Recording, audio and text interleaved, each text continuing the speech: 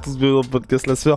On va parler de Mansour Barnaoui. Mansour Barnaoui, vous savez, il avait gagné le tournoi à 1 million de dollars du Road FC. Après, il y a eu des négociations avec l'UFC, avec le Bellator. Finalement, il était parti au Bellator. Et on nourrissait beaucoup d'espoir avec Big Rusty parce qu'on était en mode oula, lui, il y a un vrai potentiel de ceinture pour la France au Bellator. Et ce qui est très bien, moi je suis très content, c'est que Mansour, vous le savez, dans les interviews qu'il nous a accordées, qu'il accorde aux autres médias, puisqu'il a été champion de multiples organisations, son objectif c'est pas forcément de rester dans une orga, mais c'est de partir à la conquête de tous les titres. Et là, ce qui se passe, c'est que le Bellator organise un tournoi lightweight à 1 million de dollars, et en plus, il y a le champion Ousmane Nurmagomedov dans le tournoi, donc au-delà de potentiellement pouvoir remporter le tournoi, tu peux devenir champion de l'organisation et repartir avec 1 million, ce qui est parfait pour Mansour. Moi je trouve que c'est superbe aussi du côté du Bellator, parce que ça veut dire que mine de rien, ils ont signé Mansour Barnaoui. L'objectif c'est qu'il ait le title shot, je crois, en 3 combats. On est plus ou moins là-dessus. Du côté de l'organisation, ils n'ont pas menti quant aux promesses faites à Mansour, et du côté de Mansour, là tout est fait. Enfin, quand je dis tout est fait, il n'a qu'à gagner pour pouvoir prétendre à la ceinture, puisque c'est un format de tournoi, donc il n'y a pas du tout de côté ce mec va être plus bankable, donc il va obtenir nanana. Ça commence en quart de finale. Si tout se passe bien, Mansour finit avec les 2 ceintures et le million de dollars pour Rusty générique.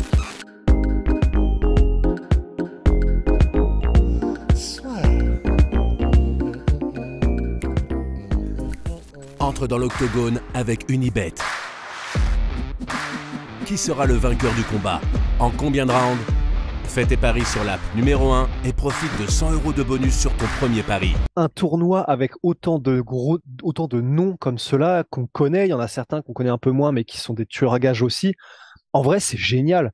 Parce que, ok, il y a l'UFC, et ok, voilà, on sait que c'est là que sont les meilleurs. Je suis hypé de ouf parce que Ousmane Nurmagomedov, bon alors c'est pas Tricky Pitbull. Bon, c'est pas qu'il y a une douille, mais c'est que c'est le moins chaud des deux frères. Mais bon, il est chaud quand même. Il y a Patrick Pitbull, il y a Benson Henderson, il y a Mansour Barnaoui, il y a des gars qui sont chauds. Il y a, alors attends, purée, j'oublie à chaque fois son blaze. C'est pas Toufik, c'est pas Tofik, c'est Moussaïef en tout cas, ça c'est sûr, qui est grave chaud. Attends, j'étais dessus, voilà. Tofik Moussaïef, Alexander Chabli, Alexander Chabli, voilà. Et donc en fait, Benson ces deux Anderson, et puis gars-là, Sidney Outlaw quand même. ouais, et AJ McKee. Donc en fait, AJ McKee du coup qui maintenant combat en lightweight parce que voilà, en featherweight, il a gagné le titre, et même si bon, il y a eu le combat contre qu'il a gagné puis perdu contre Patrick Sio Pitbull, c'est vraiment un des meilleurs du monde. AJ McKee, c'est un de ces gars où on ne sait pas jusqu'où il va aller. Il a dit qu'il voulait rester au Bellator, et c'est très intéressant les raisons pour lesquelles Il il a a dit en plus, hein. prolongé d'ailleurs. Il a prolongé avec le Il a Bellator. prolongé, et c'est vraiment intéressant ce qu'il a dit. Il était en mode, ouais, je pourrais peut-être aller autre part, peut-être que je pourrais avoir du succès autre part, mais la fame, ça paye pas forcément en fait. C'est-à-dire que à choisir entre être connu et à choisir entre être bien payé et être sûr que en gros on sera avec moi aux petits oignons, je choisis qu'on soit avec moi aux petits oignons, et c'est visiblement le cas au Bellator. Il a fait 100% de ses combats au Bellator. C'est une des stars de l'organisation. Il doit être effectivement vraiment, ils doivent en prendre particulièrement soin. Donc en fait, c'est une décision qui se tient. Et surtout, je voulais ajouter, mine de rien, pour AJ McKee, le problème pour lui, c'est que le timing est un peu flingué. Parce que tu peux vouloir partir du Bellator quand t'as remporté le tournoi, quand t'as la ceinture, et que tu viens de battre Patricio Pitbull frère, donc qui est le frère le plus chaud. Le problème, c'est qu'après avoir perdu, changer de catégorie, je pense que les offres sont plus à la hauteur de ce qu'il pouvait avoir il y a quelques mois aussi. C'est vrai aussi, tu fais bien de le dire. Je suis un peu trop naïf parfois. Mais de toute façon, ça reste un gros nom. C'est-à-dire que même si là, c'était peut-être pas le meilleur moment du meilleur moment pour lui, ça reste quand même un énorme nom malgré tout, et une vraie pépite pour le futur. Ça change pas. Donc, on a un tournoi dans lequel, et il y a aussi Sidney Outlaw qui est un bon gars qu'on n'a pas encore cité. Donc, sur les 8 personnes qui sont présentes dans ce tournoi, c'est vraiment du lourd. C'est-à-dire que il y en a pas mal dans ce tournoi qui, si tu les mets à l'UFC, elles se débrouillent très bien. Je pense à Mansour, je pense à Ousmane Nurmagomedov, je pense à AJ McKee. Je pense que tu les mets face à des très gros combattants de l'UFC, je pense qu'il n'y a pas à pâlir, quoi. Donc, honnêtement, moi, je suis hypé, mais vraiment dans le sens, j'ai hâte que le tournoi commence. Le seul, entre guillemets, problème, et c'est marrant parce que même Scott Coker, le président de Bellator, en a parlé, c'est les tournois, c'est un format que tout le monde connaît, c'est un format que tout le monde kiffe, mais il y a les blessures, il y a des impondérables, tu sais jamais pourquoi, il y a des trucs qui tombent de n'importe où avec les plannings, les machins, tu as des combats qui tombent à l'eau. Et là, du coup, ça veut dire qu'il bloque, voilà, il bloque sur 1 an, parce que Scott Coker espérait que ça se termine avant la fin 2023. Et du coup, tu bloques des gars potentiellement sur 1 an. En espérant qu'il n'y ait pas de blessure, comme par exemple, il y avait eu dans le tournoi, tu sais, du poids lourd, les tournois poids lourd à l'époque. Alors, c'était le Strike Force, mais c'était Scott Coker aussi. Et le tournoi là a été heavyweight, Big Rusty du Bellator, où on devait avoir, paix à son âme, Anthony Johnson contre Yoel Ah Romero. ouais, ouais, voilà. Typiquement.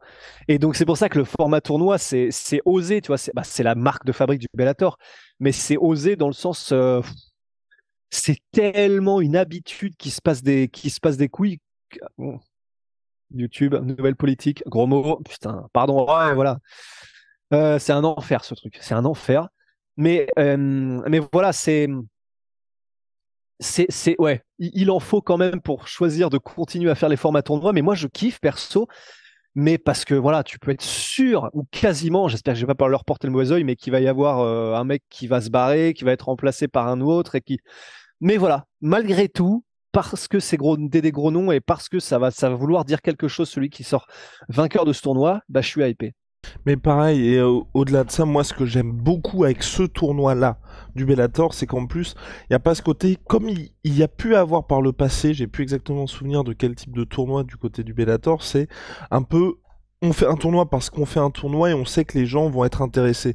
Là, au-delà du format tournoi qui forcément est intéressant, ils ont pris tous les meilleurs ou presque, à part Ouais, Patricio, ouais, ils ont pris tous les meilleurs ou presque qui pouvaient être dans cette catégorie. Et c'est pour ça que là, je suis vraiment très content, moi. C'est parce que, ouais, voilà, là, au-delà de dire le mec va être vainqueur du tournoi, vous êtes sûr que, hors UFC, c'est le ouais, meilleur tournoi possible. Et ce que j'ai bien aimé aussi de la part ouais. de Scott Coker, ça rentre pas dans le cadre du tournoi, c'est que dans sa prise de parole, il a dit aussi qu'il était ouvert à une autre copromotion après ce qu'ils avaient fait Rising contre Bellator. Donc je trouve que mine de rien, tu vois, avec ce que le PFL est en train de faire, qui est d'intéressant, le Bellator arrive à avoir de bonnes idées pour poursuivre son développement et pour être une vraie alternative à l'UFC et aussi au PFL, tu vois. Parce que mine de rien, Ouais, le bah ouais. PFL, format playoff, là, c'est comme si on était direct en phase finale. Bah grave, non, non, c'est clair. Bah ça a toujours été l'attrait du Bellator, c'est que bah, là, même si il y a des discussions comme quoi c'est peut-être plus eux qui sont entre guillemets les numéros 2 dans le monde, ils sont encore dans les discussions, ça c'est certain. Mais c'est ce qui a fait tout leur attrait, quoi. C'est que là, sur les 10 dernières années, tu savais que dans la majorité des cas, quand même si évidemment il y avait des pépites, par exemple Prochaska qui était au Rising, enfin t'as des pépites un peu partout. Mais dans l'ensemble, tu savais que si tu vas au Bellator, dans quand même pas mal de KT, tu avais des gars qui étaient capables de compétitionner, même s'ils allaient à l'UFC. Et donc là, ouais, ça régale, quoi. Ça régale que là, ils se soient dit, OK, bon, les gars, qui sont les plus gros tueurs à gages qu'on peut trouver dans notre organisation? On les met tous ensemble, Battle Royale, et aller à l'ancienne. Non, c'est cool.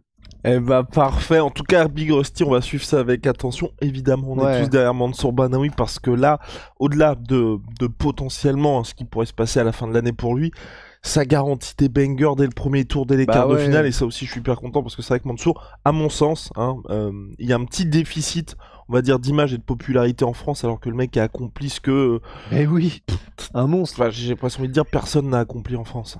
Bah, c'est parce qu'il est très discret, quoi. Mais c'est vrai que sa discrétion, c'est entre guillemets ce qui lui met peut-être des bâtons dans les roues pour vraiment exploser niveau com et même en France et tout ça.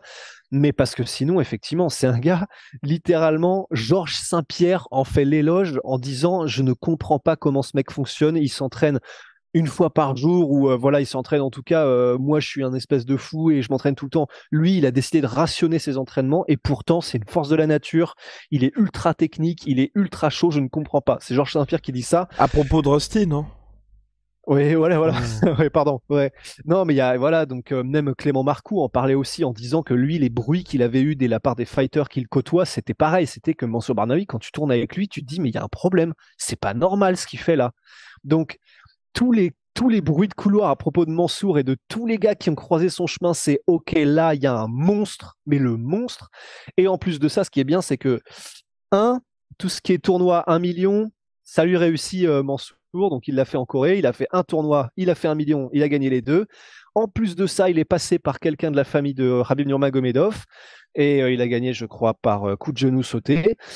Donc voilà, il y a un gars de la famille de Khabib dans ce tournoi. C'est un tournoi, il y a 1 million. Enfin, bon, Voilà, on sait, il n'y a pas de mathématiques à faire, mais disons que voilà, Tout les est astres semblent quand même s'aligner, quoi. exactement vivement le début du tournoi. Shout out à MySweetPea, MySweetProtein, moins 33% sur tout MyProtein avec le code la sueur. BOST, see ya.